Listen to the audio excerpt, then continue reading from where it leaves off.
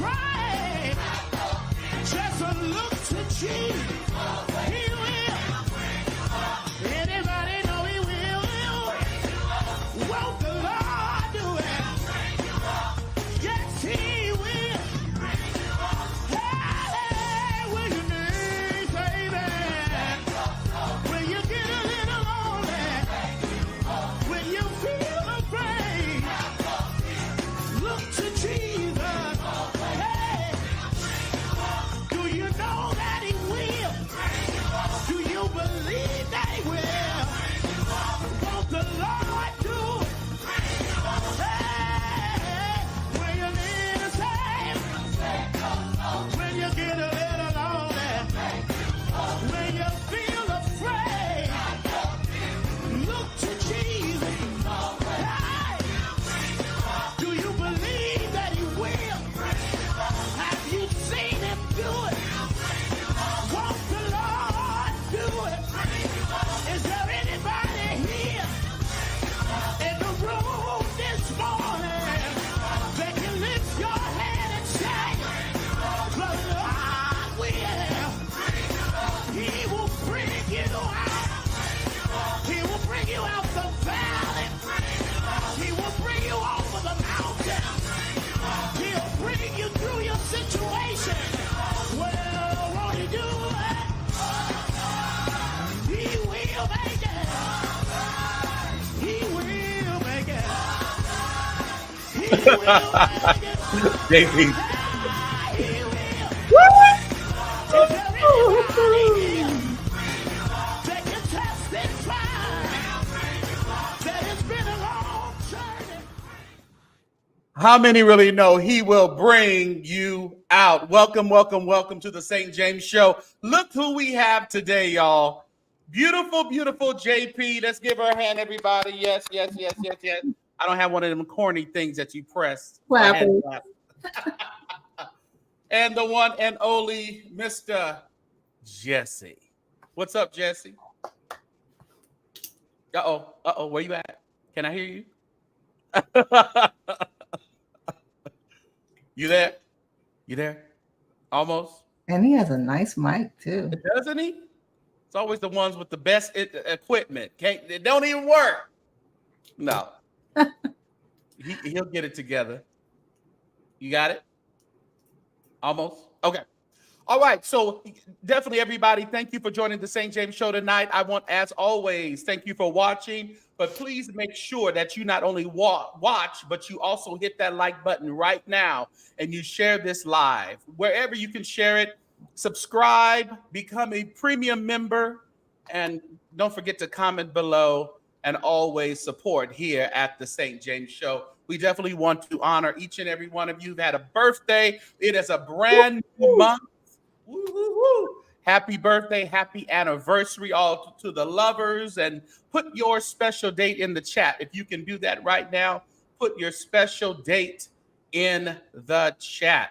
Let's see who we have in here today. Man, let me go all the way back. Of course, wonderful, inspired. Thank you for being on the job and being our head armor bearer on tonight. Ava is here. Shelby is here, always in the building. Thank you, Shelby, for your support. And Ben, the boss. Miss Catherine, Beef Sector Administrator herself, is in the building tonight. Alicia for life and Knots Braids. Thank you for joining. Nita, good to see you, Nita. And Jacqueline. Sean is always up in the house. Sean, we got to get you up in that concert in Detroit. We're going to talk to that man. We don't know. I'm sure you can work that out. Mike Moore, Sister Sarah Hamilton, good to see you. Good to see you. Alex is always in the house. My Liz, Miss Candace. Just want to run through that. Appreciate you guys for watching tonight. Rosalind, good to see you, Rosalind. Hope you're feeling blessed and healed on tonight. What's going on, JP? How's your week been so far? It's Thursday. Once you make it past Wednesday, it's all going up from there. So I'm good. I had a good week so far. How's the family? The family is amazing. All right.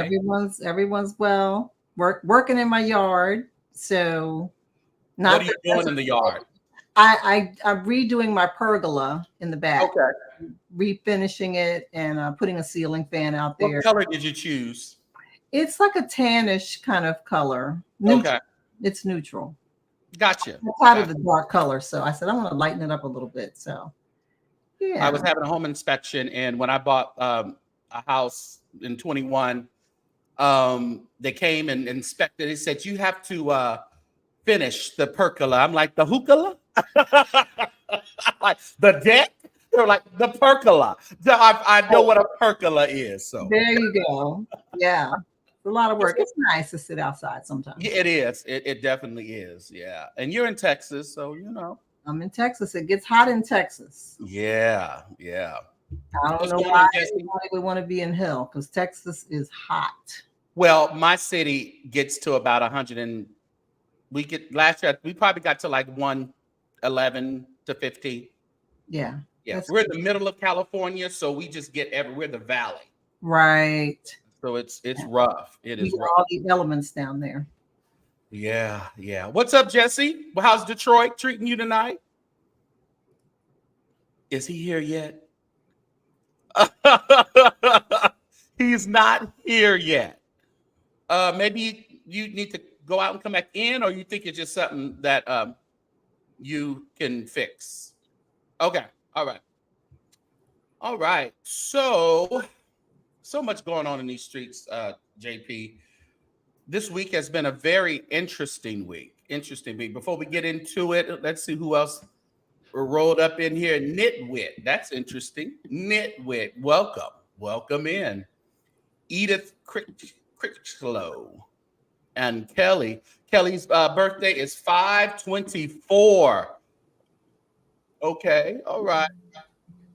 You know, my wedding anniversary would have been May 19th. So I'm going to call my ex-wife and wish her a happy anniversary. That's really sweet. So she can slam the phone down in my face as usual.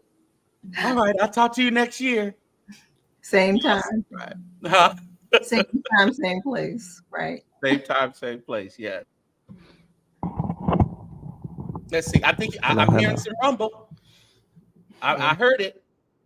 Now you unmute your mic. Yeah, unmute your mic because I heard something. Yep. I heard something. I did too. Will there be one?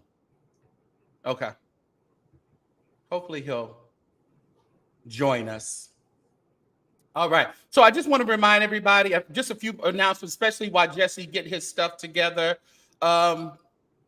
Brian Carn says, everything, JP, that belongs to me in May, fix your face, be blessed, be released now.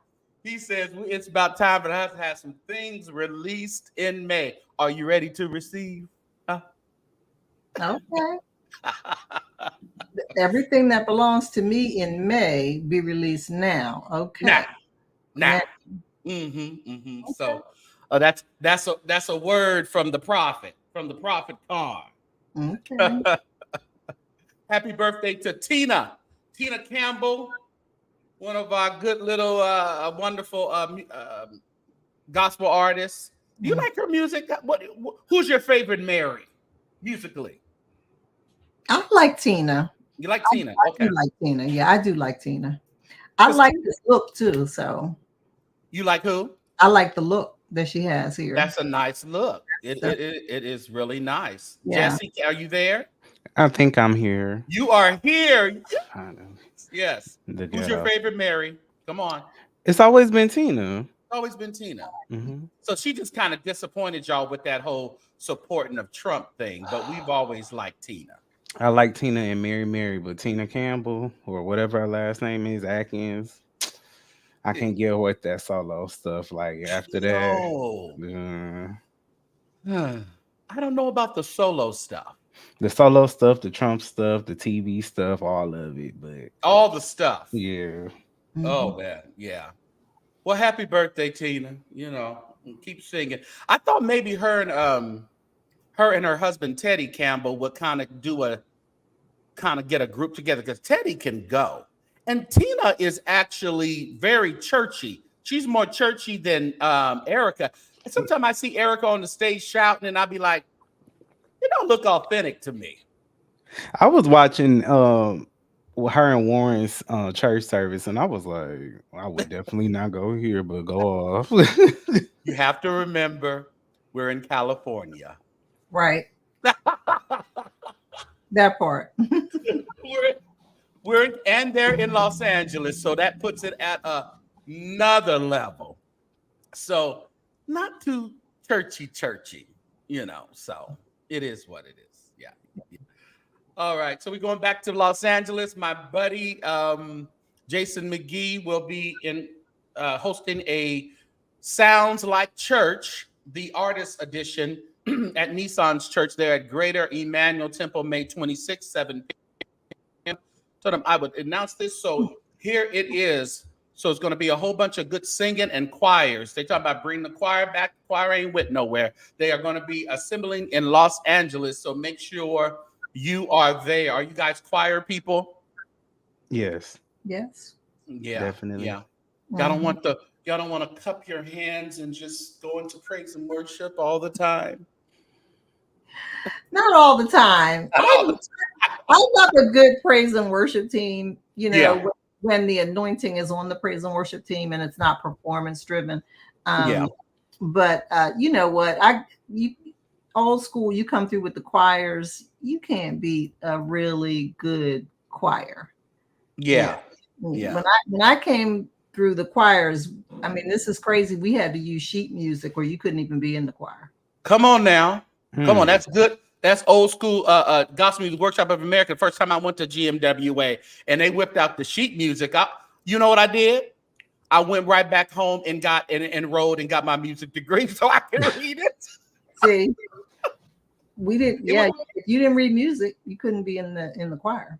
And it was shocking to me because I didn't expect that in the predominantly black church. I didn't expect it. Yeah. Yeah, so it was an interesting thing. So I had mad respect when I went to GMWA and I seen those people reading that music and singing.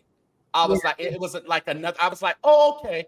I know what they a lot of the things they say about GMWA, but when it comes down to the musicality of it, they mean business. They come there to sing, to learn, and you got to be on that level, boy. Because I was sitting there, I faked it that first year. I was like, I don't know what the hell I read. People said you can learn music by ear, and I'm sure you can, right? Yeah, definitely. And that's how I survived. Yeah. Yeah, you can do that. But that the education of music, really helped to understand just the whole message and the passion of the music. And that's what I love about having the choir. And I do love, having that old, not the sheet music thing, but it was really an education in music and really not just performance driven, right? Right. Yeah. Right. I mean, like you said, all of it, praise and worship, choir, it all can be just straight performance driven. You want to make sure you're prepared, but don't be performance driven. Yeah. Rosalind says she loves. Have you seen Kevin Johnson and his rehearsal with Friends? Have you seen that? I haven't seen it. No, I heard about it though. Somebody. Yeah, he's like he's like a comedian, and he's doing like a tour. He'll go around there, get a spot together, and all the people just be in there singing choir songs. Right. I heard about that the other day. I'll have to go out and check it out. Yeah. Yeah, I think I know who you're talking about. That seemed fun. I might want to go to that. Yeah, I think I would too. Yeah. I think, and he's always been kind of a funny guy, even when he did like his stand up and stuff. So, and then they're singing songs that we all know. So they do all that. Do they still do that at workshop? Yes. they present the music, and you can purchase the music packs and everything. So, yeah, they sure do. Make sure you guys are liking and sharing and commenting tonight. We have quite a few things to talk about, which would be very interesting. And I never tell them what we're going to talk about. I just throw it at them. So hopefully you guys are aware of what's going on Yeah, my likes looking crazy. No, they don't give me no love. Back to basics. They won't give me no love around here. Make sure you guys are subscribing to the Carnal Church Sector. We are live over there as well, getting our watch hours up so we can go live over there as well. Let's see what else is going on. One more, a couple more announcements, and we'll get right into it. Ricky Dillard, of course, is going to be on his tour. Everybody was asking me. I posted this earlier. What does just RD mean? Some of the dates just say RD, which is Ricky Dillard. That means that things like this in Detroit, they're having a tribute to the Hawkins, but they're already going to have a tribute choir. So he's coming in to be one of the choir directors.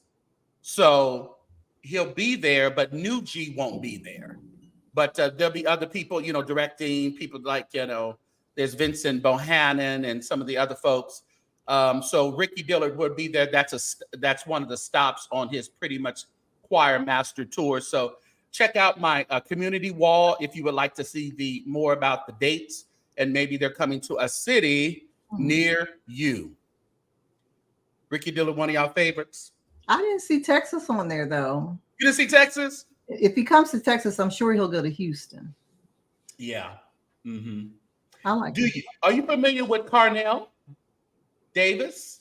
I am. Yeah. He's from Houston, JP.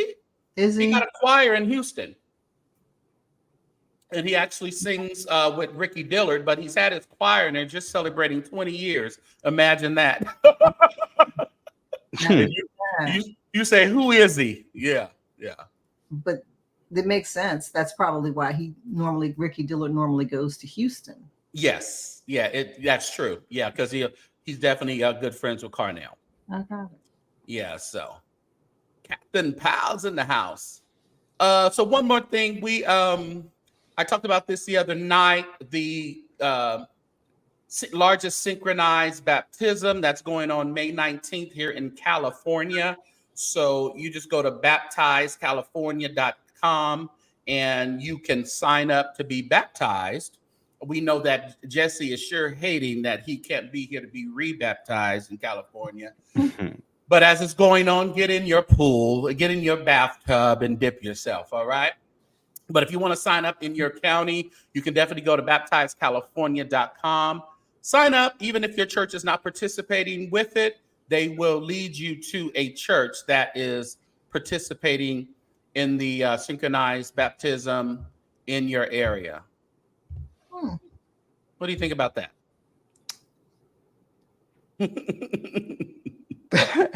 Come on, Jesse. I know it's a little strange. Little different. Don't they do that over in Jerusalem sometimes? Probably. It sounds a little Jerusalem-ish. I don't know. Yeah. Where they do mass baptisms. I think when Whitney Houston was on. Y'all remember that? Yeah. So okay. Jordan. Yeah. It's not for me, but it's not for you. Okay. All right. Okay. All right. I would go watch. I think it's interesting. You think it's interesting, huh? Yeah, I do.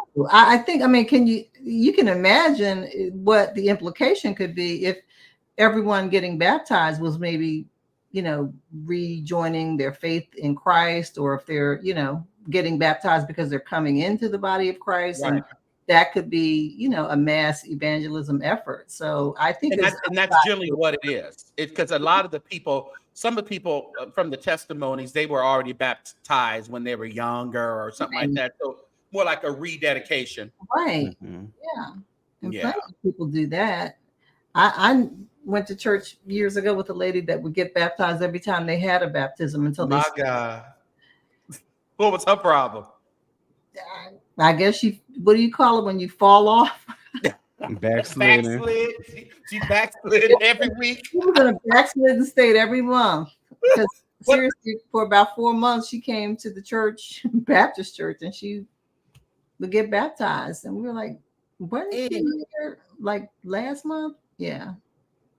Well, that's kind of like the people who run to the altar for every service. It's like there was a pastor, friends tell me a pastor used to be here.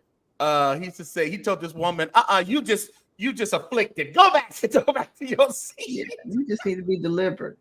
Stop it. The cool JC church that I grew up at, She was making sure. Like every week, everybody would get up for prayer every single week. So me going to a different church and seeing people like not going up for prayer or going up for prayer, you know, here and there. It was weird. It was so weird. It was a culture shock. So I mean, I see why she did. No, I don't see why she did the baptism thing. I couldn't understand. You gotta stop just going for prayer and start asking for deliverance after a certain point. Right. Because how many times do you have to be loosed? Right. Come on, woman. Thou art loosed. Every month, every year. Maybe that was her problem. She was too loose. She had to go get a little tightened up. All right. Thank you for watching, everybody. Make sure you are hitting like right now, and share this live for me. We are almost at 15,000, so subscribe and become a member. Link is in the description box.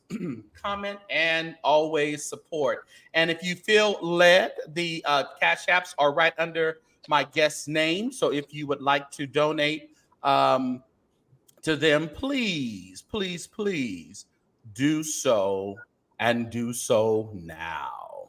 So, JP, what in the world was going on here? So okay. First of all, what I noticed about this, the first thing I noticed about this when you posted it, what was this was a very small venue, it looked like to me. Okay. Like a banquet tables or something. And this seemed like really, kind of small for Joel Osteen. Look like maybe they were somewhere else other than, I don't know. Yeah. But, everything is, why post it? Why take a picture of it? Why post it? Let your private, things with God be private. Right. I don't, this is what takes away from it for me, because if it's sincere, why do we have to do this? Exactly. I don't know who took the picture or what have you, but I thought he was already anointed. Was he getting re-anointed? What I don't know, but audio with this? Did you hear the audio? No, I didn't hear any audio with it. It was just kind of there. So I did want to get some little background. It's just the optics of it just looked a little weird to me. How about you, Jesse? What's the first thing that comes to your mind when you look at this? I like his little outfit. Little blouse or whatever you got going on. Beautiful blouse. Beautiful blouse. Okay. It's the first thing that comes to my mind is that new Christian stuff that I don't know nothing about. This is just weird. He's weird. Matthew posted this. Mm-hmm. Oh, Matthew posted it himself. Do you really think Joel Osteen would post this? Absolutely not. No. Mm-hmm. Like somebody said, he was telling him, "Get up, buddy." Their caption down there, what they think was being said. Mm-hmm. Yeah, let me see something real quick. Stay down. Yes, stay down. Oh, I was like, this is so weird to me. Let me just see what the caption was really quick, because it was just, and you know what it gave me? It gave me like, let me see what the caption was. That time, Joel Osteen laid hands on me and prophesied. He imparted to me with great detail, accuracy, and authority. I know how to assume the position. I'll preach later. Okay. Mm-hmm. So. And what you say, I blogged about it last year. I wonder why he. Interesting. Yeah, he just posted that. So this was a year ago. I guess so. Yeah, and he just reposted it 2 days ago. So is he saying that all that was prophesied over him? Maybe that's what he's alluding to. Yeah. Right. Oh, Maybe that's what, okay. yeah. Uh-huh. The silence. Yeah. But let me just tell you something, an observation. When a person is demonstrating humility, they go down on both knees. That's true. That's true. You see, he still had one knee up. Mm-hmm. Did I see that, or maybe I didn't see that? But it, I think you saw that. You go down on both knees if it's a position of humility. Interesting. Don't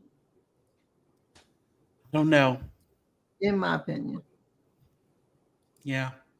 Quite interesting. Why, everything, does everything have to be about marketing? When it comes, to the church, you want to connect yourself with Joel Osteen to bring more credibility to your ministry or whatever. And then Ann Brock blows up the spot, says, "When I talked about it a year ago." So that means he brought it back for marketing purposes, JP. That's what I'm thinking. Because, but if I don't have this overinflated opinion of Joel Osteen, that's not going to move me. Right. Yeah. They try to understand the boots. The boots were made for walking. Mental Vibe says, "It's given. I've chosen you, Matthew, to preach the gospel to the slaves. Here's your slaves' Bible, and you can only preach from this, Birth of a Nation." That was in the movie. We need some more likes, y'all. Y'all tripping out. Huh. That was interesting. What's up, Kesey? I never can get that right. Yeah. Okay. All right, y'all. Moving on.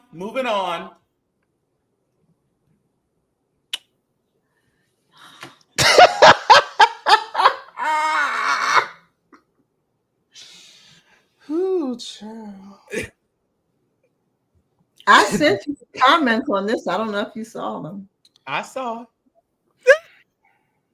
You wanted a breakdown of what he was actually the vice president of? Right. Who, what, when, why? This is down there in Detroit where Jesse is, so you don't know. I ain't got none of they on the west side, and I told you, St. James. Not the west side versus the east side. So we don't know what's going on down there. So we all know that, the story was kind of broken right here at the St. James Show. And was. In regards to, what'd you say? And was. In regards to the suspiciousness of the unfollowing of Kiki and her husband. And removal of last names. And people pulling last names off. And Mother Lady Wisdom brought it to our attention. And I put it on my community wall, and it grew legs. So after, and I don't know if you guys seen that on, I think we talked about it. We've seen it on Larry Reed, and then William McCrae comes out with some egregious story that was told by someone that he was in the house with a woman and all that other stuff. Then that comes back and says, well, no, that didn't happen. Like they're going to agree to that happening. They're never going to say that happened, even if it happened. But then the other day, all of a sudden, we break out with he's the new regional vice president of this district's youth, whatever. And Kiara said, "Congratulations, baby. Excited about your new stuff." What's going through your head, JP? You know what? This is why people do not take the church serious. Yeah. It just because we do things without really, really having a basis in Christ or in the word or, in the truth of the whole, the holiness of it or what have you. I probably would not, in my opinion, would not have put this out there after rumor and speculation, because it looks like this is something to kind of cover, or that's just my opinion. I think the timing of it is what will give people more questions, right? And so why that's why I said what's the timing of this? What is this connected to? And where did he get his training? I've never seen him doing anything other than sitting in the audience when they're having service. I thought maybe that he was like a youth something in the church. I thought he had some kind of youth title at one time in the church, but I don't know. I don't know. What do you think, Jesse? I got a lot to think about this, but it's like JP said, it's bad optics all around. I know when I was attending GEI back in 2019, he definitely was not there. Right. And that was only 5 years. Well, no, because I stopped so early 2020. So that's only been 4 years. He just started becoming a part of the church, ministry within the last 3 years. So it's like, to me, it's if I was still going to GEI, it would put a bad taste in my mouth, because the people that have been there and have been faithful to that ministry, it's kind of just a slap in the face to them. Even though this position, it seems like this is like just like a regional position. It is, it's not jurisdictional or church-wise. But they wanted to make sure that it was out there and that Kiki put it out there. Yeah. Right. Yeah. So and I like Bishop Shear is very, very nice. Like, he remembers your name and everything. But it's just when some of these things that's going on with the family, like, his grandson, and I don't got no problem with it, but it's just like his grandson getting up preaching at the thing. It's like, well, why can't anybody else's kids get up and preach? Well, no, nepotism runs rampant at the jobs, at the church. Oh yeah. Yeah. That's to be expected. But to Jacqueline, L, her point earlier about just titles being, randomly tossed out like a deck of cards. You get a title, and you get a title, and you get a title. And what it does, it takes away from the meaning, and the importance of it and the sanctity of it, when anybody and everybody can just get a title. And and they're not proven, or they've not walked the road. They've not been on that road to really validate themselves as being someone who has earned the title. And I think someone said in the chat on my community wall, they were like, there has to be, they were like, they know there were other ministers who have really worked hard in that region that deserved a position like that. No, even in that church. And it's like, they couldn't make him president, but let's swoop him in and just make him vice president. Like a junior pastor. Too bad. Yeah. And somebody was handing out those titles, junior pastor. Yeah, there you go. What that mean? That's my first time hearing that, junior pastor. They got those. What that mean? Junior pastor. Yeah, but like Lady Wisdom said in her comment a few minutes ago, distraction. Yeah. And to be honest with you, the enemy just creates distractions in the church all the time. Right. And that's why we have content. You can talk about these things, and that's why they come up, and people start to question all of this stuff, because we look at these things and they are distractions. But when they're trying to distract you from something else, they create another story. They come out with another narrative. Can give me another context, so I can squirrel moment. I can take my eyes off of this and I pivot over here, because this is what we do. Yeah. Right. We follow the next best, whatever. But with this Lady Wisdom, she brings that up, because when he said that, I cringed, because I'm like, because she said that Larry Reed said He called Kiara's camp and told them to tell Kiara to follow her husband on social media.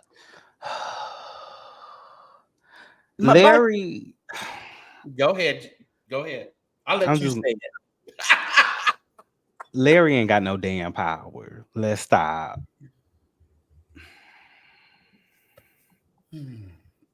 And when you do have power like that, you don't tell it. Because you are going to continue to have power and continue to help people in the background, so you don't tell it. Yeah.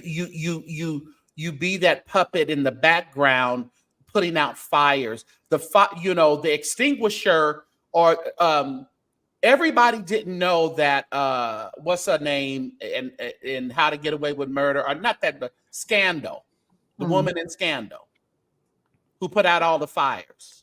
Oh yeah. Gloria, you were talking about Pope, Olivia Pope, Olivia real Pope. Okay. Yeah. She didn't go around telling everybody what she did. It just happened because that was her. She had the power to do it. Yeah. People listened to her. She got things done. When you have the power, you don't tell everybody you have the power. You just use your power. Right. And then if you tell somebody something or you give them some advice, they know to do it.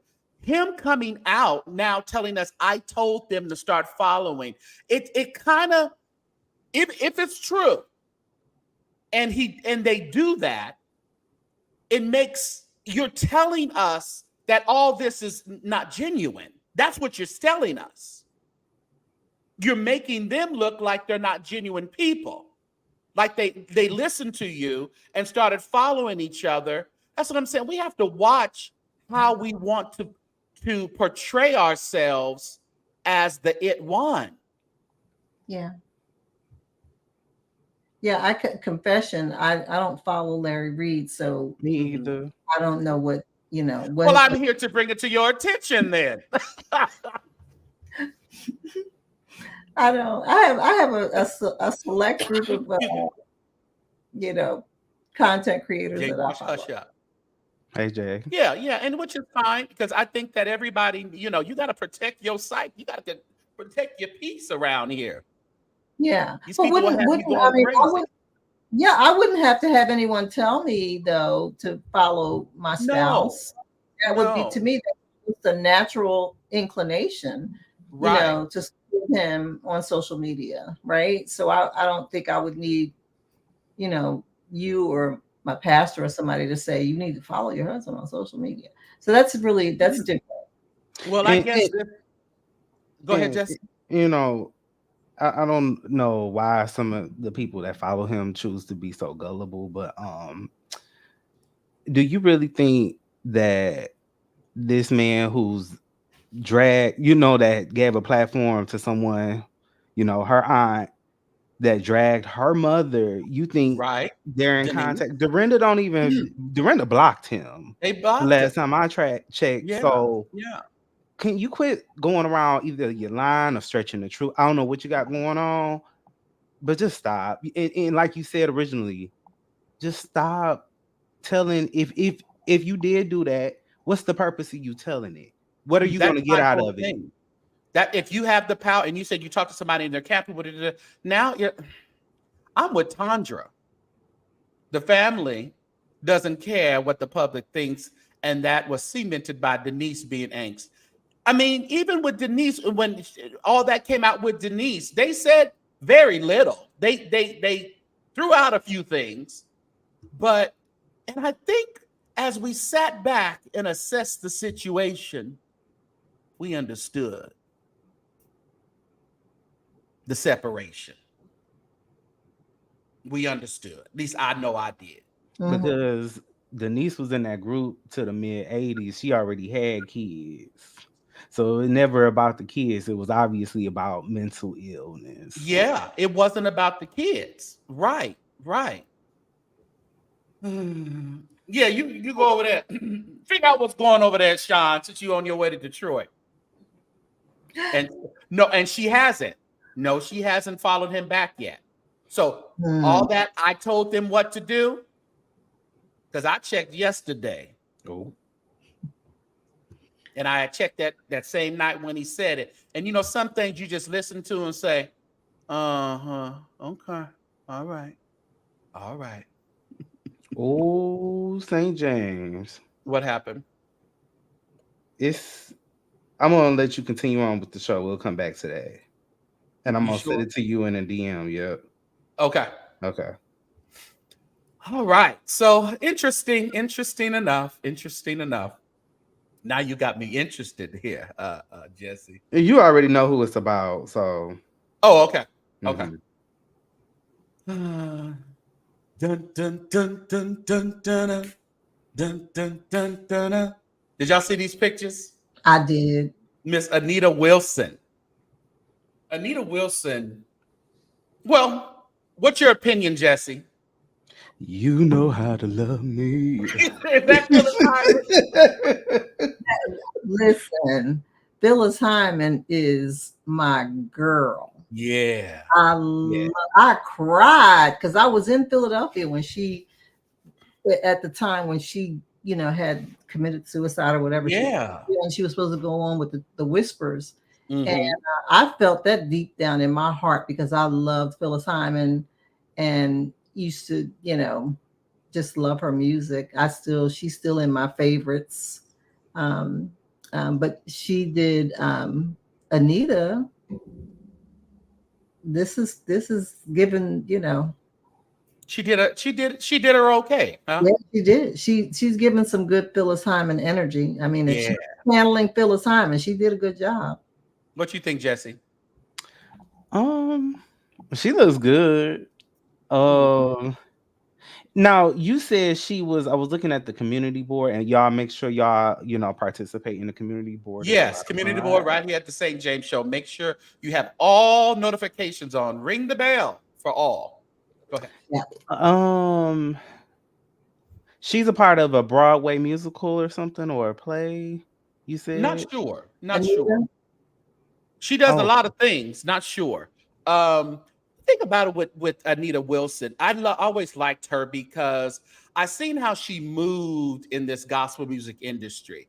She doesn't let other people dictate where she goes, where she ministers, or influence style. She doesn't let anyone influence her style. No, she is who she is, and it's like you either want to accept her as she is, and you accept her ministry and are blessed by it, or you can go on to Crystal Rucker, go to whoever you want to go to, So Kelly M says she's beautiful. Shelby says Anita did that thing. Dolly said she's my girl too. She said, "Come on, boob." Sean, get out of her boob, Sean. Loose here, Holy Ghost. The titties were tittying. girl, and that's right. Oh, and by the way, Jesse, your DM, that's already on our schedule tonight. Okay, good. Okay. That's the part. So I communicated with Anita Wilson. She was going to drop in on the line with us tonight, but she's traveling. Oh. So she was going to drop in because I wanted her to drop in and kind of talk about that and talk about the history behind that and why she chose it. But she said, "Dang, I'm traveling and I won't be able to hit the link at that time." So she's going to be doing an interview with me coming up pretty soon. Oh, nice. Yeah. But you know what I like about her as well is she shocked the gospel music community all the time when she goes down there to Yoshi's and she does a concert at Yoshi's by Joy Roan, which Joy is a openly, lesbian who goes to Bishop Flunder's church. She's a really good promoter. And so she's always been really, Anita's always been really tight with Bishop Flunder, and she's married. She's not a lesbian herself. I mean, well, she's not. Listen, I don't know. I don't know what people are. They just married, okay? I don't want to put stuff on people because people will put stuff on me in a minute. So, but she's married to Rick Robinson, who is a really good musician. He wrote, "I love you, Jesus. I worship and adore you." Her husband wrote that. Oh, wow. Yeah, and she married. So she's, has a husband, but she's just so open in regards to letting people live their life. Right. You don't live my life, and I ain't gonna live your life. So Anita's husband wrote More Than Anything. Yes. Oh, okay. And then she remade it. Okay. Yeah, and then she can do whatever she want with it. Okay. That I was wondering what made her just do it, but Yeah. okay. Yeah, Rick It was Robinson. nice. Yeah, he's a very nice person. I brought Anita here for a concert some years back, and he came with her. I don't think they were married at that time, but he was like traveling with her as a musician and stuff. They wasn't doing like Noel Jones and Loretta. They were, they were pure. I'm just playing. I don't know what's going on. I got it. I'm just playing. Just playing, Anita. And Brock says, because of the support of the alphabet community, it really got my attention about. Yeah. She is a support. Mm-hmm. Let me see here. I would love to see her and Fantasia get together and do a gospel. Ooh, that'll be interesting. Yeah. Because Fantasia will stomp all over some gospel music. Yeah. And I think go ahead. She's supposed to be coming out with the gospel album. She was talking about that before The Color Purple flopped. But nah.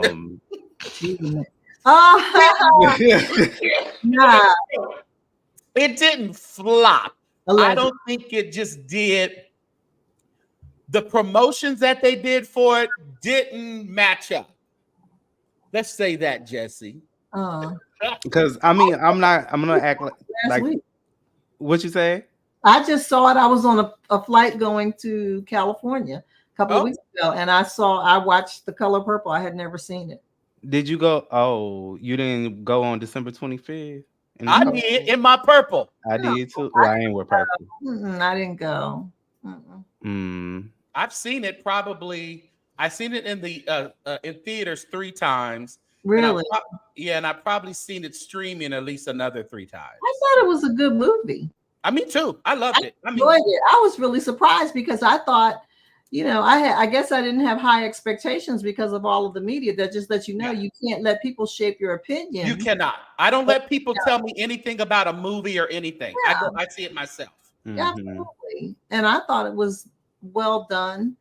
I enjoyed it.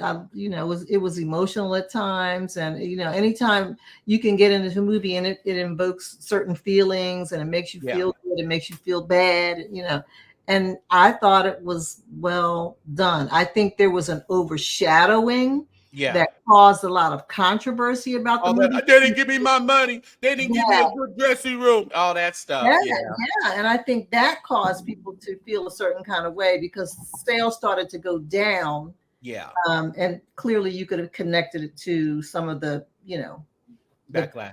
And Jay Boogie wants to get Jesse all the way together really quick. I saw that.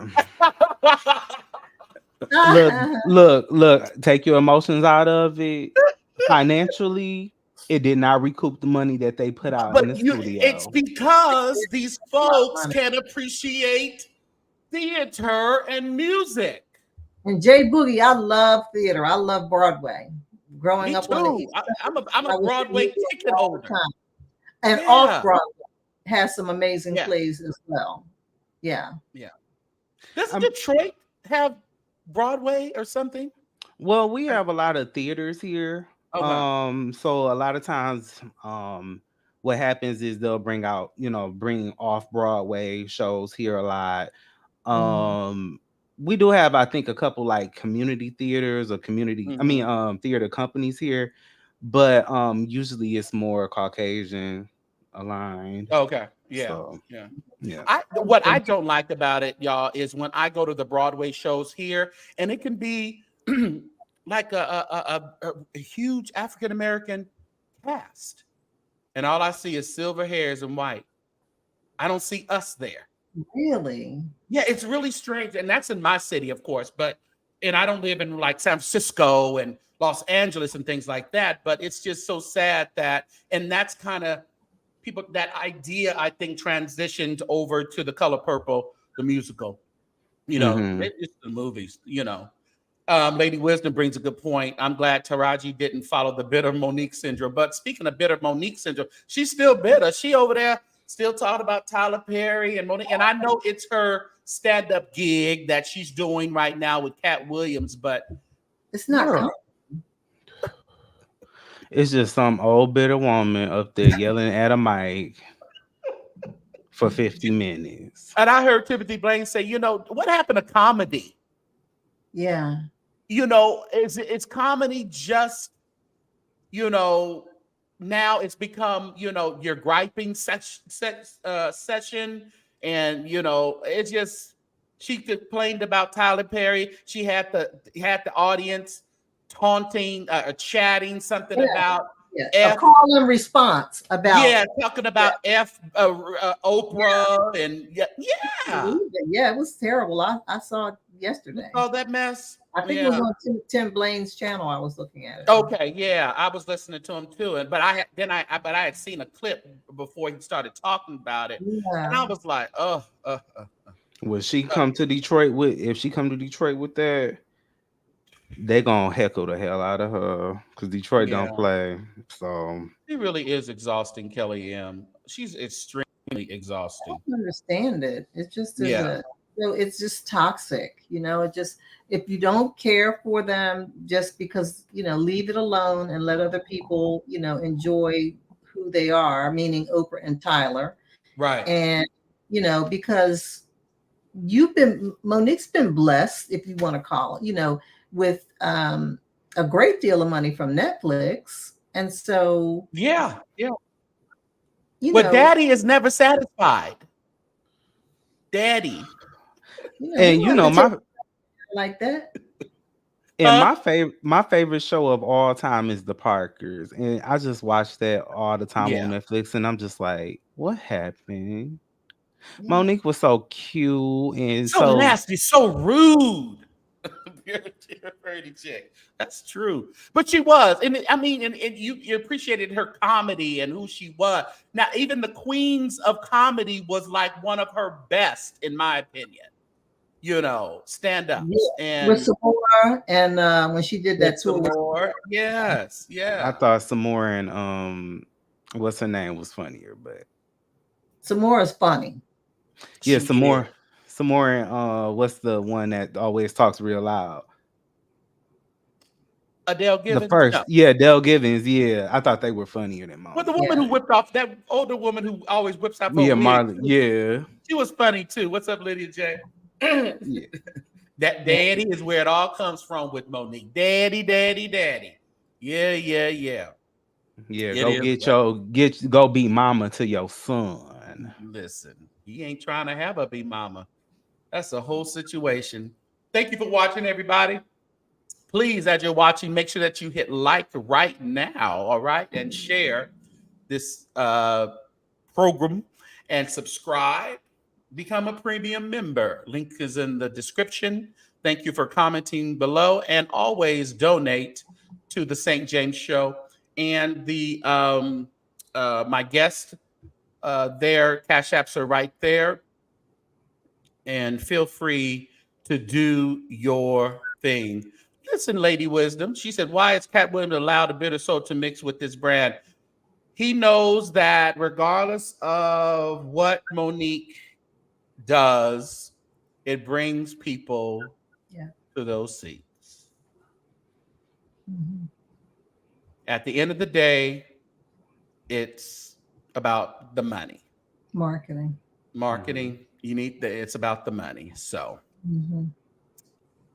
this beautiful lady, beautiful chocolate, Sarah Jakes. I guess we have to put Roberts on there. Oh. Yeah, Roberts. She was recently on, The Breakfast Club. Did you see her on The Breakfast Club? I didn't see it, but I heard about it. Okay, let's see a little clip about it, all right? What's your thought on the way that church is now, right? As a kid, you had to go to church every Sunday. You had to be in the building. You had to sit there, and if there was a baptism, you was going to be there all day. Now, a lot of people turn it on Sunday morning, and it's a lot easier. So what are your thoughts on people not actually attending the institution of church? First of all, y'all not about to tie trip at me. No, I didn't say nothing. We got to ask you about that. No, you don't. No, you don't. Let's be very clear. Let me see. I mean, I think that the world is changing. And as the world changes, I think people are finding things that are more convenient for them. Mm-hmm. And I do think that you are able to have intimate encounters with God from this comfort of your own home. And I think it's powerful that that's the way that things are being spread. I think it's like watching a football game at home. Like, you can get hype, you can be excited for your team, but there is something about being in the room with other people that makes you just take things over the edge. I was surprised that in a world where people aren't coming to church, that we have 40,000 women at the Woman Evolve conference, because I'm like, I don't know that this is a thing that people are going to really be into when they like virtual experiences, but there is something that happens in healthy community and connection that allows your faith to really be strengthened. I've had people come into rooms and like they didn't really want to be there. Somebody drugged them in there. They were going through a depression. They don't even know why they were there, but just being in the space, sitting next to someone who was able to care for them and just being surrounded by worship lifted their spirits when they couldn't lift their own hands. I like what she said. It kind of mimicked what I was talking about the other night about getting back to church. She's very smart. She knew not to say anything that's going to put her in the same vein as Ty Tribbett, you know. So let's be very clear, she said. Yeah. So what do you think about what she said, Jesse? I think she spoke very eloquently. I like the point that she made, and it's, you know, I mean, she didn't let, you know, Charlamagne and DJ, whatever his name is. She didn't let them take her to a place, you know, where she was going to embarrass herself. So, you know, regardless of what the people think about her, because y'all going in on these comments. They going in. Regardless of what you feel about it's rough for these Jakes these days. It's a rough world out here for the Jakes. It's giving Greenleaf, but you know, she spoke well and, you know, made herself and her, you know, family look well, you know, for a change. So what do you think, JP? I think she, you know, I would not expect less from her because she has been trained very well on how to deal with commentary in the public. Right. So I think that she demonstrated her prowess because she did very well in what she communicated. And I don't necessarily disagree that, you know, church is changing, but they still, as I said once before, the potter's house is still pottering. Yeah, it is. And it's going to continue to potter. To have 40,000 people at a conference. Yeah. And they weren't going to church, but they were going, that she was saying, people wasn't going to church, but they went to that conference. Right. Yeah. And she's pushing a new book. I didn't bring it up, but it's called Power Moves. That's her new book. Now, my question was, is she pushing books that her daddy wrote that he can't put out? St. James, quit being messy, please. Stop. Because you know that Jake usually goes on the Breakfast Club at least yearly. Am I right, Lady Wisdom? Am I right, Ann Brock? He usually goes on the breakfast, but you know, these days he can't be going nowhere being asked too many questions. Right. And I'm like, Sarah she's been put over there with the Breakfast Club. All of a sudden, she got a new book. It's a legit question, though, because you know he at least ghostwrit a couple chapters. That's what I'm saying. People have ghostwriters all the time. Lady Wisdom, like where I'm going here. That's the Lady Wisdom is messy. Messy, and I love her for that. I love her. But I was looking at that. I was like, she's on the Breakfast Club, and now she got a new book. It's just an observation. You know, I don't know if y'all know it, but I'm so deep in my discernment, and I don't even ask for 888s. I'm even though some of y'all are really messy. You know they've been sending me 888s every day. So Oh, I said, "Oh, y'all are really bad." But them 888s will spin now. They will spin. and I will accept. But yeah, I just got a thought. I mean, the Jakes, they know how to do some good damage control.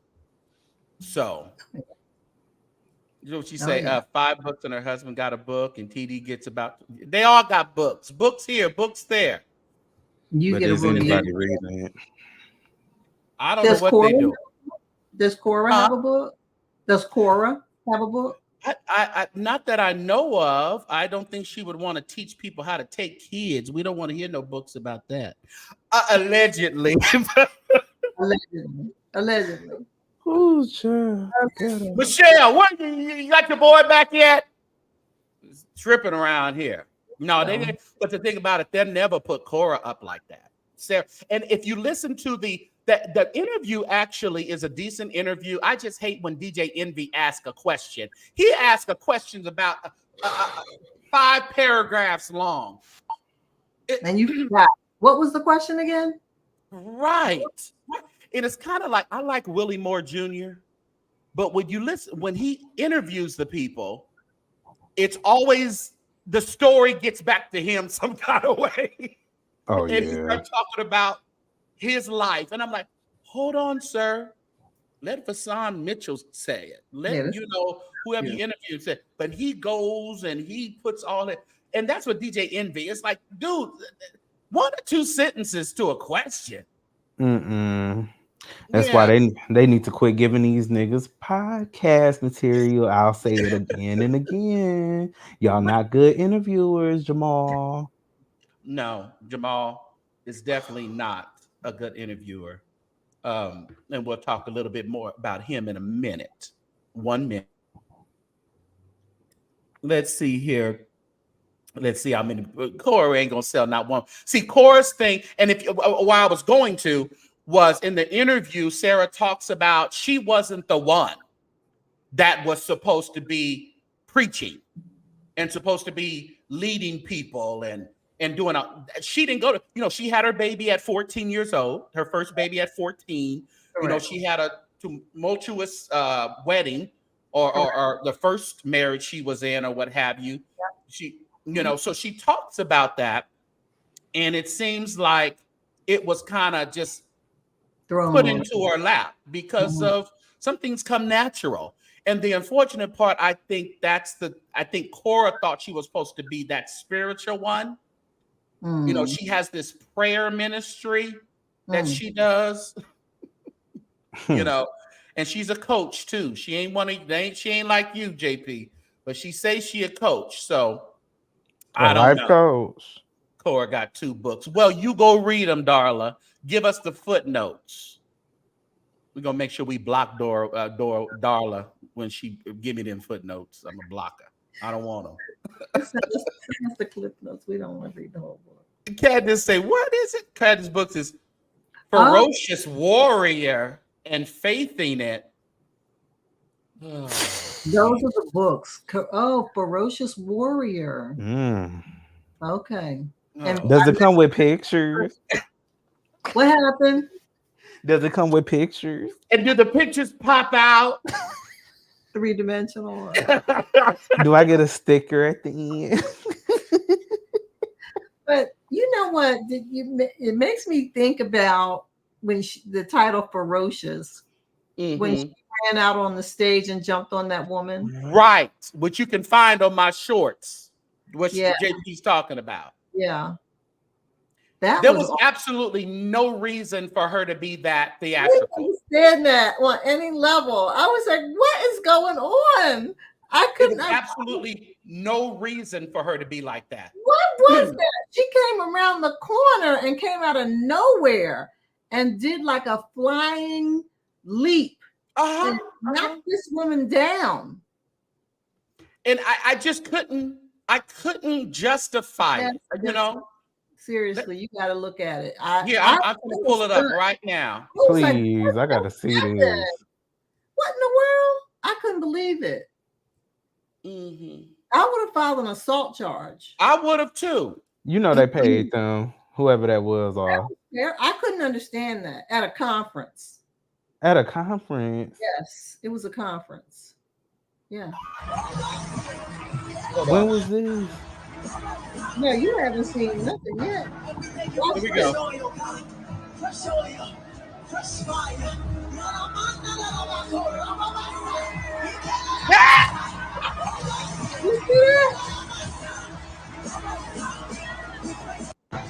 Thank you for fresh oil, God. Fresh oil, fresh fire.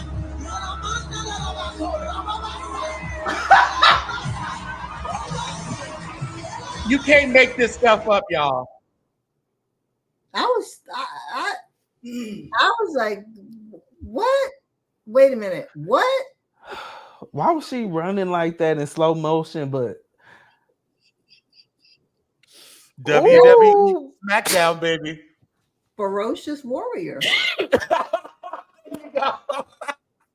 It makes She was sense. trying to sell her book that night, huh? Yeah, it makes sense. She was trying to sell her book, Ferocious Warrior, Linebacker Spirit.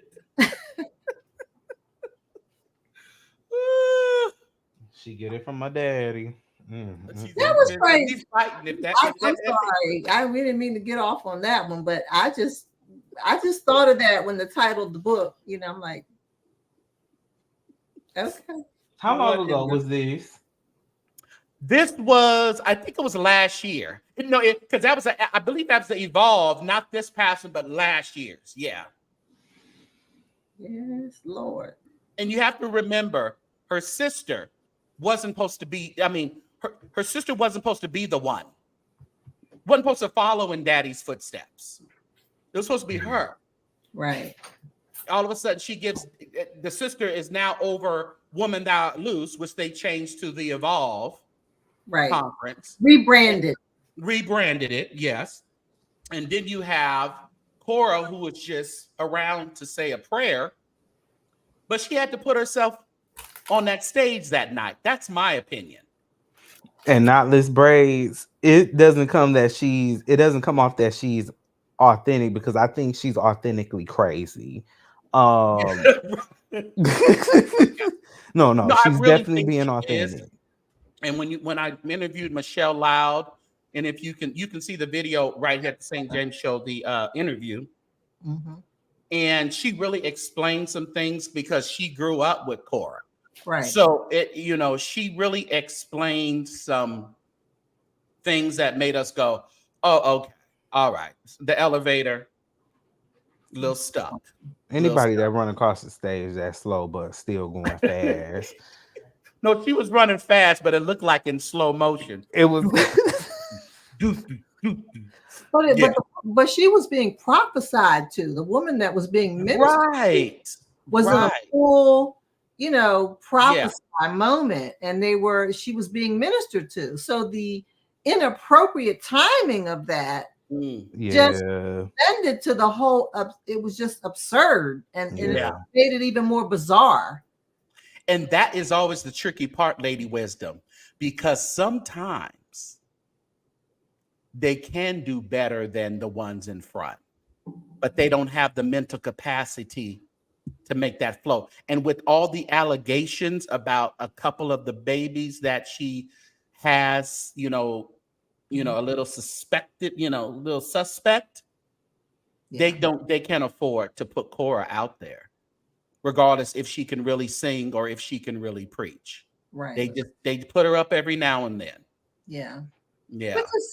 Which is sad because, if she really, I've never heard her preach, or, I've been to conferences back in the day when she was younger, but I've never heard her minister, or I've never heard her pray, so she may have an anointing, or, may have been called to some sort of ministry, but it's been eclipsed by some of these other things that she has.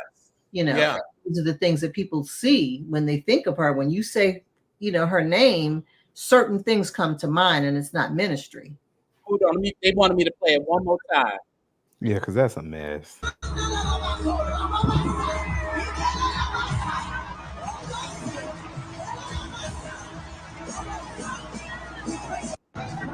Thank you for fresh oil, God. Fresh oil. Fresh fire.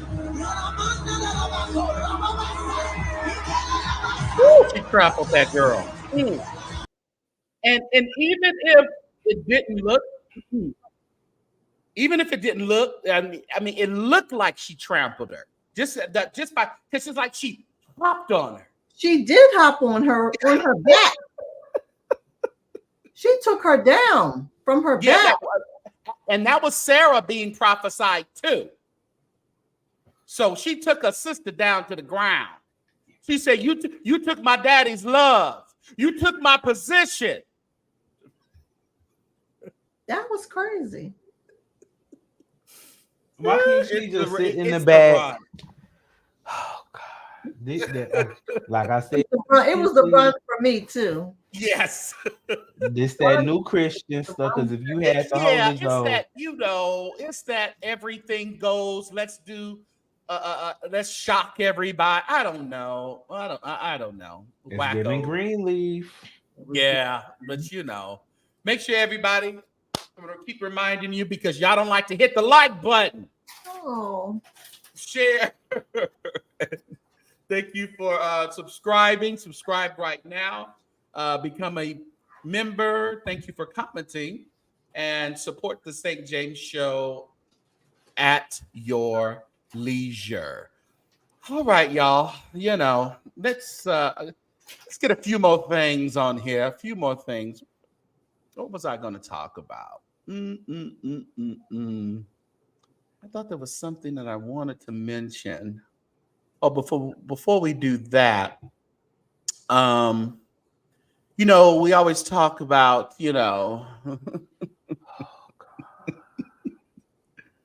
this is Mama D, and she's all dressed up in her, I don't know if she's getting an honorary doctorate, something. I don't know. From ICDC College or Milan. Those are bars, so that's a doctoral robe. You act like she know what she got on, JP. You act like she know what she got on. My bad. But my question here is, this is the foolishness that's going on. This is why we have so many people and these pastors and I think these people get these honoraries and they really think that they're those people. I really think they believe that they've done some dissertations. Projects, yeah. Projects. And they have earned these degrees. They are apostles. They are, bishops.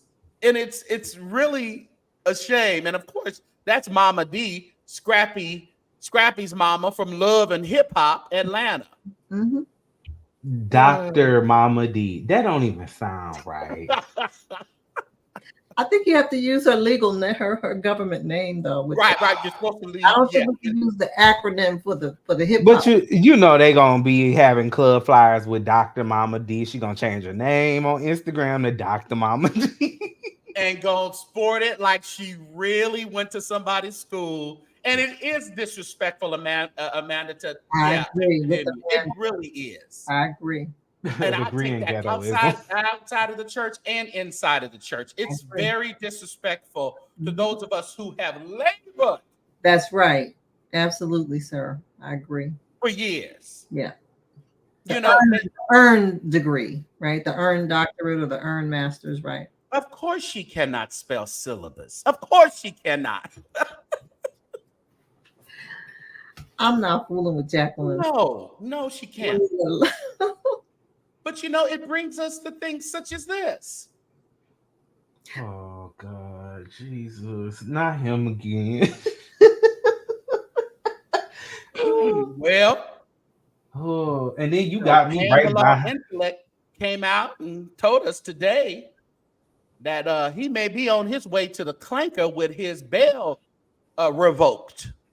Yeah, I think they already said, didn't they? I don't know, because I was on Pam's live earlier. Well, they're going to court. There's a court date pretty soon, but they have already submitted the paperwork You know, when you want to go to Jamal Bryant, the biggest clout chaser in kingdom, in the kingdom, I mean, to tell your story, and then Jamal talking about, man, that we're praying for you, and who? The church doesn't need to hear anything else that Lamar Whitehead has to say. He's a convicted felon, not allegedly, or he's a convicted felon. Exactly. And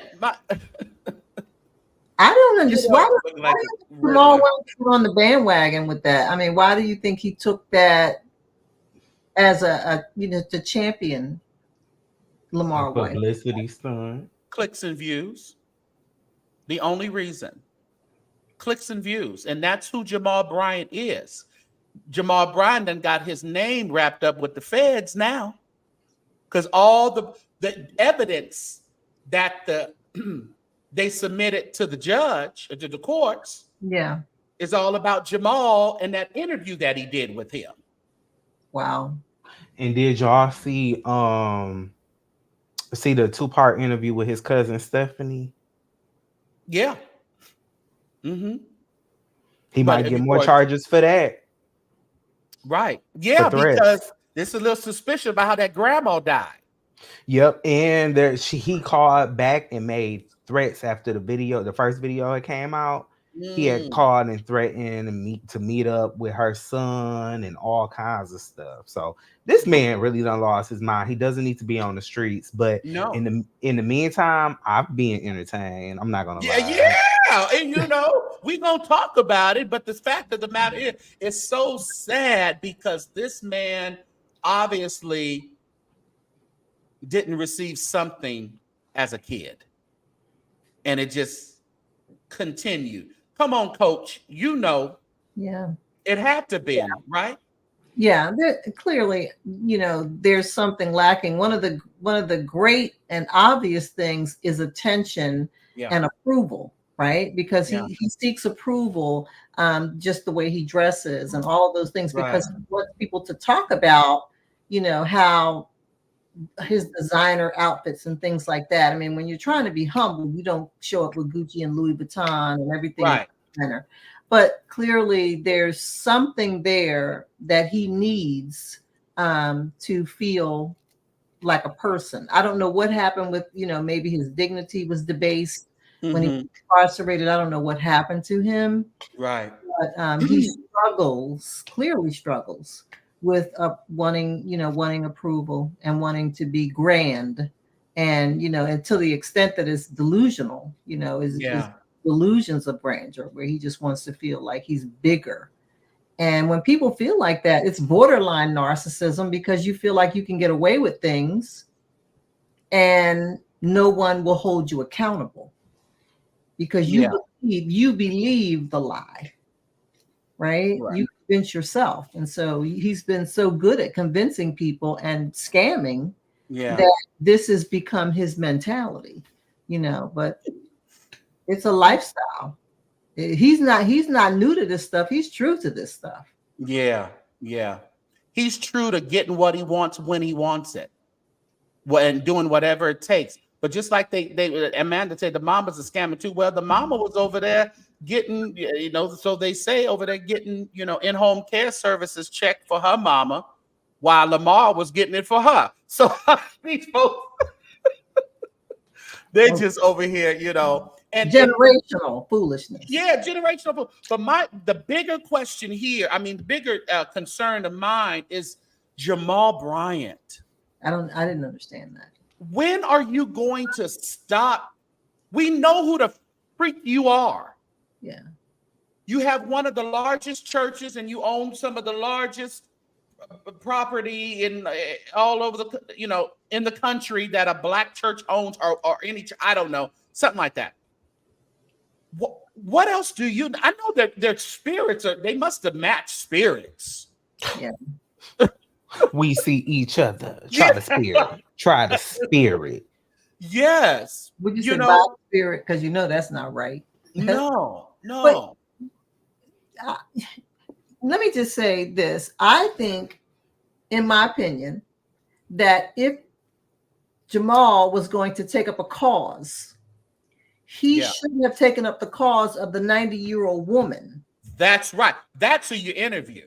Yeah, that should be where his focus should have been. He should have done an interview with her and her son, but mainly with her, to highlight some of the things that happen to the elderly and how they're scammed and how he has a lot of older people in his church. Right. And, that would have been a greater endorsement of his ministry than getting behind someone who was convicted of doing something like this to a 90-year-old woman. And that's a good point. Like JP, even if he would have got with his with Lamore's cousin Stephanie, he would have got more views off of that. Yeah. So if that's really what he was looking for. But again, these people, they run around here, they're in leadership. We don't know how well, a lot of it's because of nepotism and popularity and things like that. But nobody is being led by the Spirit, because if you really had the Holy Ghost, that told you not to get involved with that. And then when he does come to your platform, there should be some sort of accountability going on. You should be pushing him towards accountability. Like, kind of, I'm just thinking about like Diane Sawyer and Whitney Houston. She asked those tough questions. You're just sitting there like, it was just like two liars going back. You know how two liars. Like, I know you're a liar, but I'm gonna keep you going because I need people to look. Yeah. It was a huge missed opportunity. I was sitting there in disbelief because you have 5 counts. This is not something that is alleged. This is something that's gone before a jury, and a jury has weighed the evidence and found you guilty. Yeah. And so where do you go from there, right? That discussion with Whitehead should have been about. Listen, Whitehead, how do we make this right? Come to Jesus right now. Really? That's the thing. Yeah. And when he's waving around documents talking about y'all didn't see this in court. Yeah, because they're sealed and they're not admissible. And that means that you can't go out of the courtroom and start revealing sealed documents, sir. And which one of those documents was real and not doctored? Right. Because he's a good doctor and not in the courtroom. The sick room. I'm talking about a lawyer in the courtroom. No, he can doctor up some stuff and get some houses. And they came out and said bank statements had been, all of the things that were said. Proven.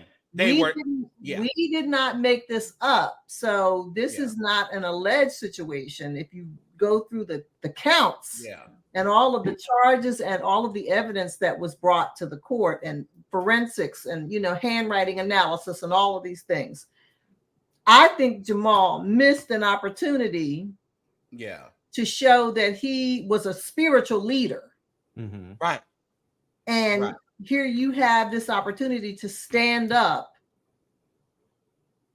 and you did something that I left a lot of people very confused. I was one of the people that was very confused when I watched the interview, and I was very confused. This is good, Tondra. I know it's a stretch, but not really. Jamal's church books better be in financial order because now he's gotten the Fed's attention. And once you get the Fed's attention, that's a list you don't want to be on, not even on April 15th. Right. Right. And he better be it better be from New Birth up to Empowerment Temple.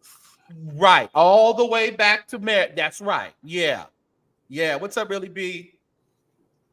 Yeah, so, and like you said in the beginning of that, Jesse, don't these people got the Holy Ghost? Don't it supposed to lead and guide you in all truth? And what you talking about? You're talking about spiritual discernment in operation? Is that what we're talking about here? Listen, I'm just trying to what he get up and preach about every Sunday. That's what I'm just trying to you figure out. That's all. Yeah. I have questions. Me too. I was disappointed. I mean, I'm not, every now and then I'll check because Jamal Bryant has done some phenomenal things for the community over there in Lithonia, and continues to. I mean, he's done. Now I wouldn't plant marijuana. Right. I didn't think that was a good idea, but he has done other things that have eclipsed what many churches are doing, and so I give him credit for that. But how you use your voice, and your influence is critical in this time that we're living in. Yeah. And the church, your voice travels so much further.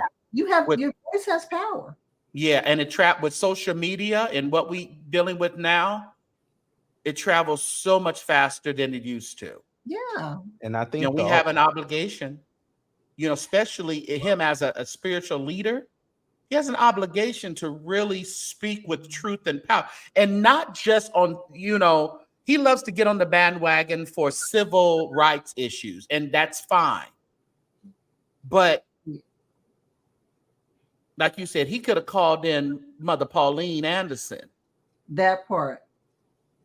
I would have had mad respect for him. I would have said, yes, that somebody of influence in the church realm has finally spoken up, because nobody has. And I was just gonna make that point that Nitwit had made, or no, who had said something about he's not a pastor? Amanda.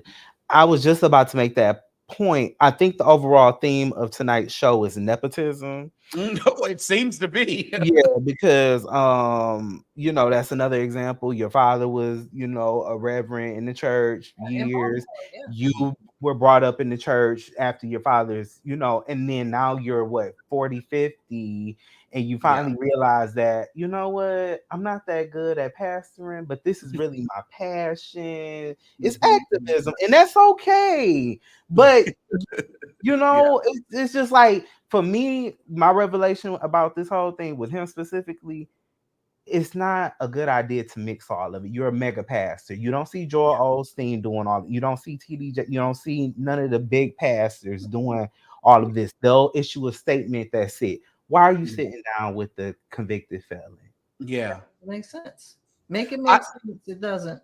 I used to criticize a pastor that I was under here in the city because he never really spoke on a lot of those things. Things would happen in the community. He didn't speak. We had a multicultural church, and I know he didn't want to, when we start talking about police violence, and, he didn't want to raffle the feathers of our Caucasian folks in the church. Mm-hmm. But I used to criticize him until I start seeing the other way.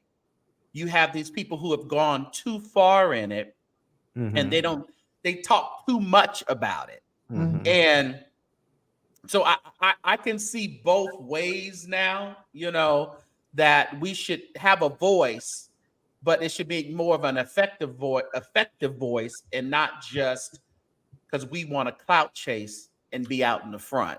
And that's what I get with Jamal a lot. Mm-hmm. Good point. So that's just my opinion. Like a Purity Chick says, some pastors mix the call up with the influencing, and sometimes we allow people, because we have the influence, we want to have the influence all around. It's just like you said, you're a mega pastor, and you have to have a podcast because other people have a podcast.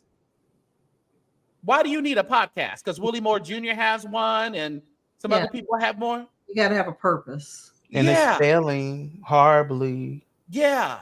And because he doesn't have the it for it. He's riding on his name right now. Mm-hmm. He's riding on his name. He's a good public speaker, but he's not good at that type of media. That's not. He doesn't have that particular gift of gab.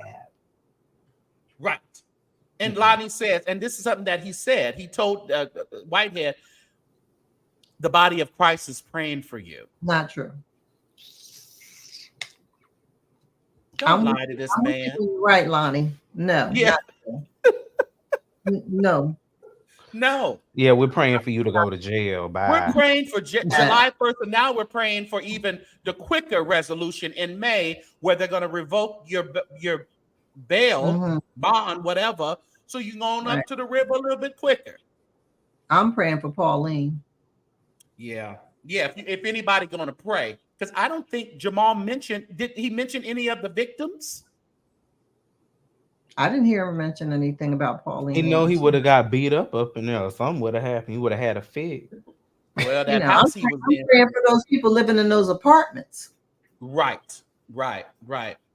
That they can't just snatch up and get better, because he's sitting on everything. He's found great ways to sit on stuff, sitting on his house, sitting on the apartments. He just sits on all that stuff and plays with the courts and inundates the courts with paperwork and motions. And I didn't get my mail.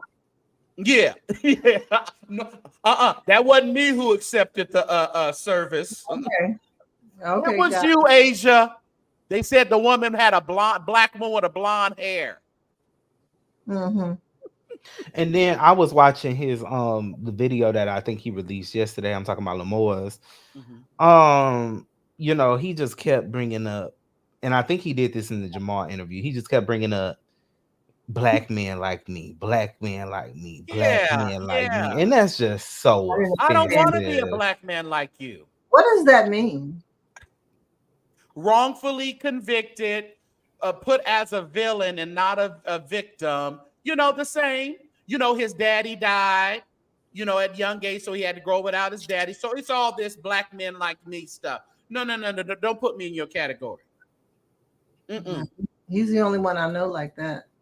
Yeah. Meanwhile, text your tithes and offering. Right. He still had that CashApp up. That.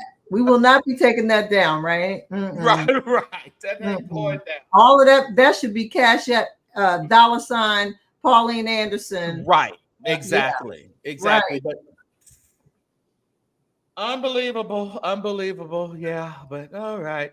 Before we get to one of our, I encourage everyone right there where you stand to thank you for watching again, and also hit the like button for me. Would you do that? You didn't give any cash apps, so hit the like button. How about you do it? We're almost at 15,000 subscribers, and thank you so very much, and support the St. James Show. The other day, I did a review on the Preachers of LA Wedding Edition. Okay, that is the new show coming back after 10 years on Merge TV through In the Black app. So in the beginning of that, in the reunion, we, Dominique Haddon, who is Dietrich Haddon's wife, did not attend the reunion. Correct.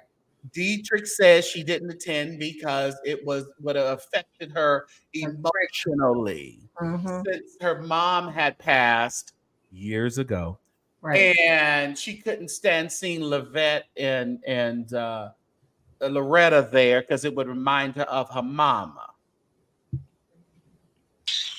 So I played the other day, which I will play right now for a little context. I'm probably not going to play the whole thing, but Dominique gets on in the internet the other day. So I have a couple of questions for you guys.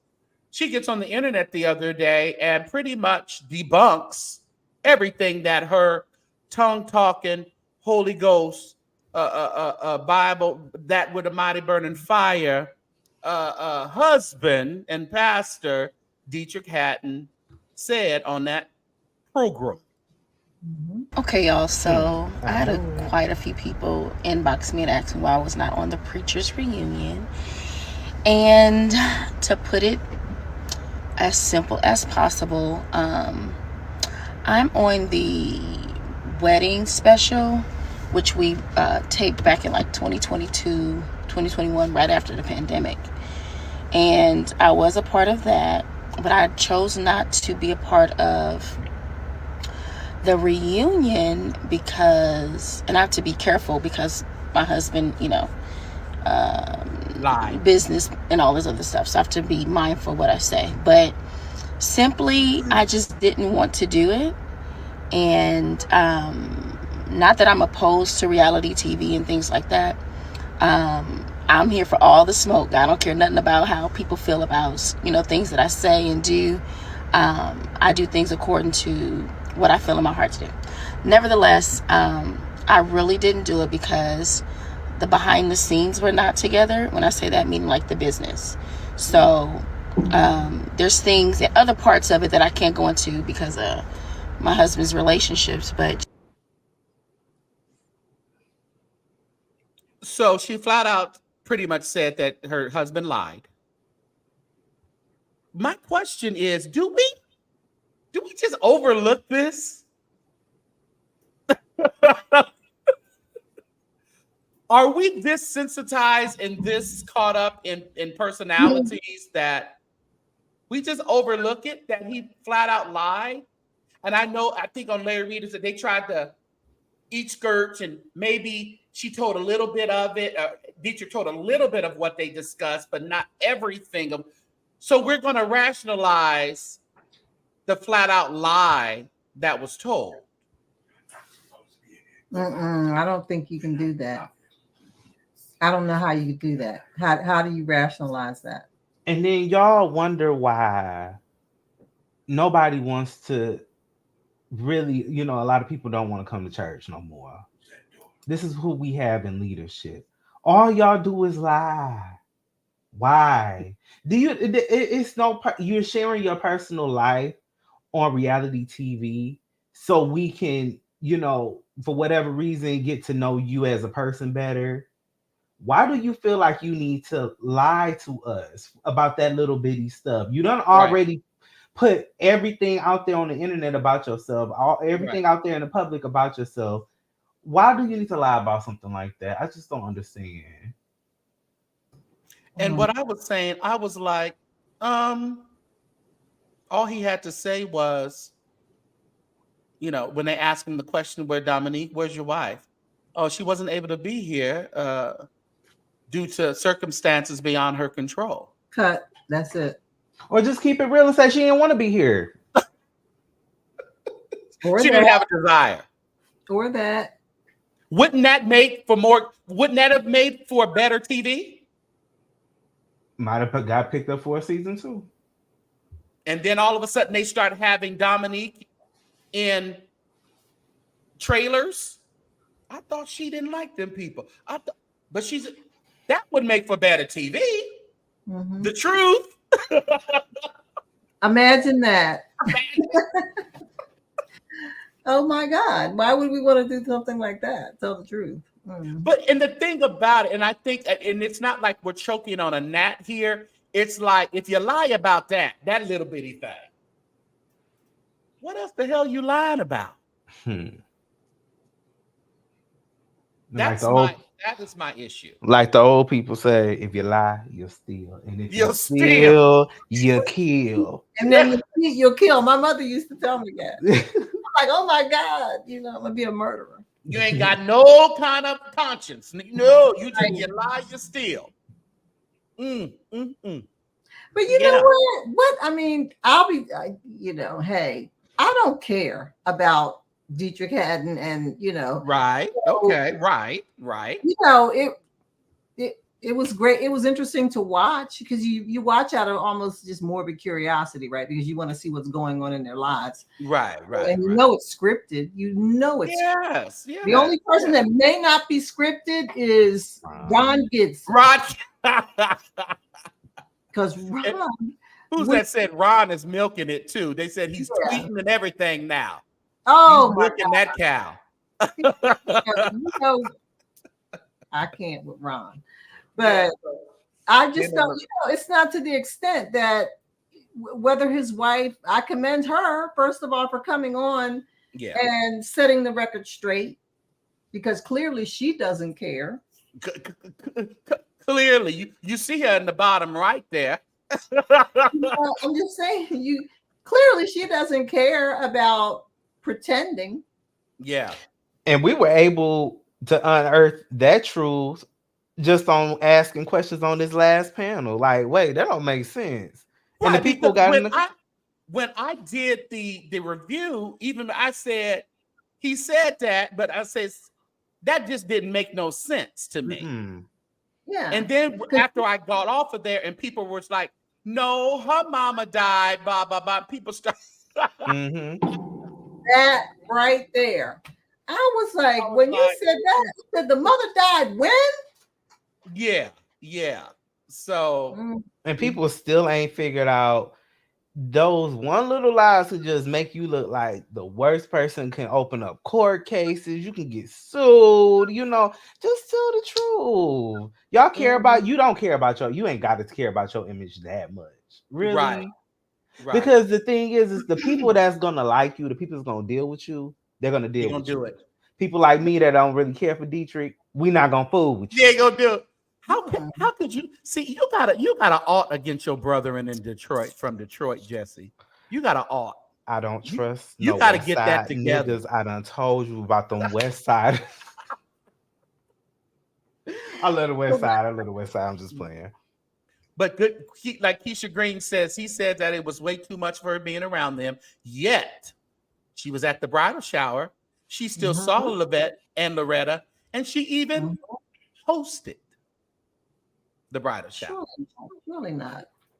That couldn't happen. Because she would be triggered. Wouldn't she be triggered if she was right? At the bridal shower?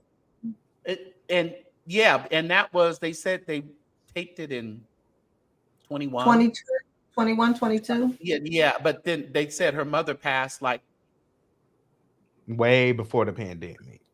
Way yeah. Somebody said 2015. Huh? Somebody said 2015 to be exact. Yeah. July. Right. I remember hearing that. The internet will do some the Googles will put everything to shame. And they backed it up because they was like, the picture quality was on that old Instagram picture quality from back when. So this can't be a current issue, boo. Right. Take your 9-year lies and go on. Prophetess Mustan says, pastor only means a leader with a group of people. We always shortchange ourselves. Oh, man. The underlying question would be, why did Dietrich feel as though he had to lie about that? Right. Mm-hmm. That's a bigger question. And then she goes on to say how she doesn't feel that Dietrich is getting enough credit for being the creator of this preacher series. This was the brainchild of his. He just didn't have the money to back it up. And that's when Holly Carter comes in, Lemuel, what's his name from Zeus? Plumber, yeah. Plumber, yeah. And they come in and take over and ride with it. And then she probably feels that, and he may not be getting as like the top dollar of it, being the creator, which when you think about it, it's probably Noel Jones getting the most money. Then it trickles down from there. And then now with Loretta being an executive producer as well. So it kind of puts Dietrich kind of towards the bottom of the barrel, and he was pretty much the creator of the show. So well, that could be the reason she gave him that. She acknowledged that when she came on, when they did the interview, and she came on there and said that he was the creator. Get him. Because you always trying to come up in here being a Christian when we trying to right. I thought you was on social media sabbatical. Get the hell out of here, River.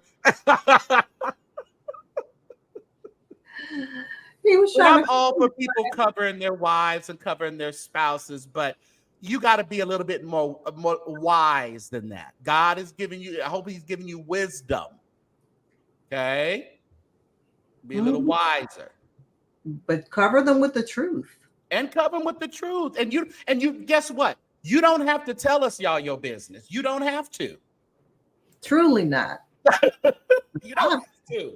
I was like, okay, that's more information than I needed. Right.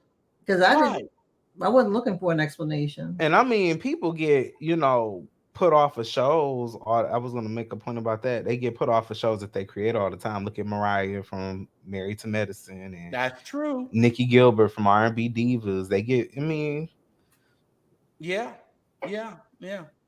Jesse, you're oily tonight. What's the donation suggestion tonight? What is God saying to you, sir? somebody sent me $10. So if y'all feel All the right, need, it's 10. $10. 10 is the number tonight. 10. We want you guys to utilize the Cash Apps there that on your screen. Jesse's is JAIP. No, that JP's is JAIPME, and Jesse's JESSIE JBLIGE. Jesse J. Blige. What's the 411? Yeah. All right. So make sure you guys are supporting the show tonight. Man, I had such a great time with you guys tonight. We can go on and talk about these folks forever and ever in a day. They always leave us, with something to talk about. But hey, a lot of content.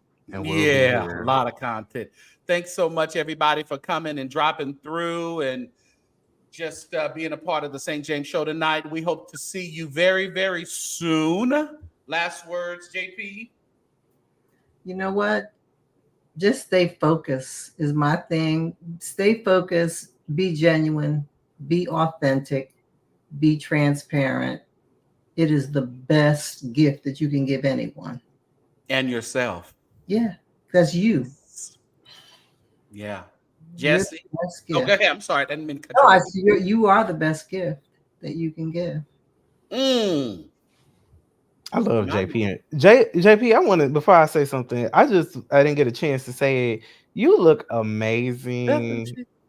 You look amazing. You're everything. But anyways, I just want everybody to keep in mind that what we do here is more exposing and commentating on different issues, revolving church. Don't let this deter you from, if you are seeking a church home, if you are seeking spirituality, when it's Christian based, don't let what these people do deter you at all, because God is still out here moving. There's still churches out there that are doing the right thing, that have nice people, that have good pastors.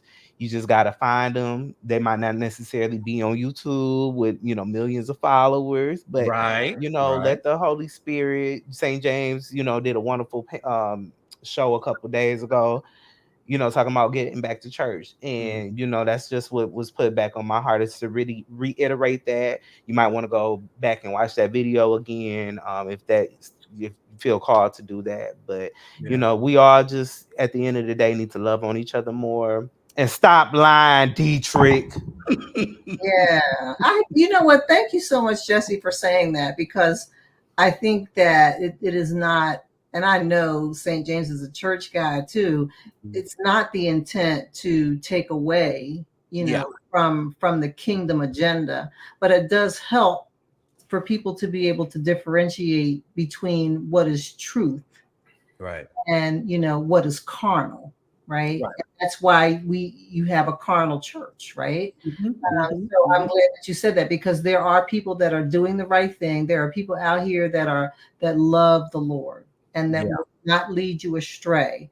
And you may be in a very small church and find the most amazing path journey. So I really love the fact that you said that, Jesse, and I appreciate you putting that out there, because we need to draw people, right? And this platform that St. James does that. That's why the numbers are growing, because people are drawn to, thank God. People are drawn to truth, and they're drawn, and there's light in the mood, and we have fun. But at heart, I know St. James wants people to come to the kingdom. And so and my thing too, and also not only for people to come, but for our leaders to have a better sense of integrity. what they're doing. Because sometimes when somebody tells you what you're doing, you may know it's wrong, but when somebody brings it to your attention, it makes you want to possibly strive to do a little bit better. Mm-hmm. Exposure. And I know that word kind of makes people like, oh, exposure. And people, exposure is coming to the house of God. Yeah. But sometimes it can be just easily, easy, just done through some commentary. Yeah. Or another way. Yeah. But you know what, St. James? If you cover a sore, it will not heal. If you take the Band-Aid off and let the air get to it, it will heal. The body will do what it's supposed to do. Sometimes you have to expose it. It needs to be exposed so it can get healed quicker. Yeah. And the good thing is you're not doing it to be harmful. Right. You know what I'm saying? Because if you were doing it with malice intent, that would be something different. Right. Yeah. So yeah, I take both of your words to heart, because that's the most valuable thing we can do. Especially like you said earlier, be authentic, be who you are, be real. Jesse, open up your eyes. We're here to open up your eyes. We're not here to snatch you from assembling yourselves in the body of Christ, but to open your eyes and realize that there's real people, and then there's people who need a little help. They need a little push, they need a little boost into walking up the King's Highway the right way. And we're not here, no one's here to police, but I think with talking about it, we open up a conversation to be better people. Yeah. So, thank you, everyone. Please make sure that you donate to the panelists for me tonight. Will you do that? We're going to have another show pretty soon. So, thank you. We see y'all later. Somebody told me when you get in trouble, they bring you out.